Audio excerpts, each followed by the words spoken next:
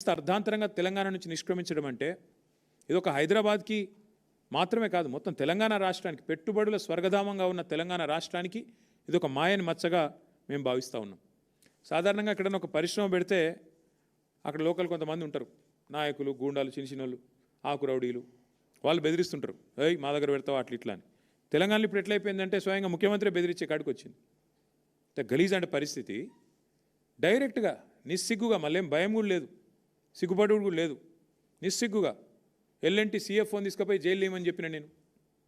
శంకర్ రామన్ అనే ఒక సిఎఫ్ఓ గారు ఎల్ఎన్టీ ఏమన్నాడు? ఆయన పాపం ఫ్రీ బస్సు పెట్టినరు, కానీ మాకొచ్చే నష్టాల గురించి ఆలోచన చేయలేదు. మాది పీపీపీలో ఉన్నది. పీపీపీ అంటే పబ్లిక్ ప్రైవేట్ పార్ట్నర్షిప్. మేము పెట్టుబడి పెట్టినాం ఇలా, మరి హైదరాబాద్లో ఫ్రీ బస్సు పెడితే మాకు కొంత నష్టం వస్తుంది కదా, మరి మామూలు కూడా చూసుకోవాలి కదా అన్నట్టు ఏదో అన్నాడు ఆయన. ఏమైనా జైలు వేయండి, వాడిని జైలు ఏంటంటే ఏంది, నువ్వేమైనా నియంతవా, నువ్వు ఇడీ అమీన్వా, లేకపోతే నువ్వేమైనా ఆయన నార్త్ కొరియాలో ఉంటాడు ఒక ఆయన పుట్టి, ఆయన పేరుంది కిమ్ గాయనవా, ఎవరు పోయి నువ్వు అసలు ఎవరు పడతావు, వాళ్ళని జైలు వేస్తావా నువ్వు? గింత అన్యాయం, ఇంత అరాచకం ఎట్లా కనబడుతుంది నీకు? అర్థం కాదు. అంతంత పెద్ద పెద్ద సంస్థలు ఊకుంటాయి అనుకుంటున్నావా? వాళ్ళకేం వేరే మార్గాలు లేవా? అంటే నీ ఇష్టం ఉన్నట్టు మాట్లాడతా, నీ అహంకారపూరితంగా ఎవరిని పడితే వాళ్ళని జైలు వేస్తా, ఇంత అన్యాయమా?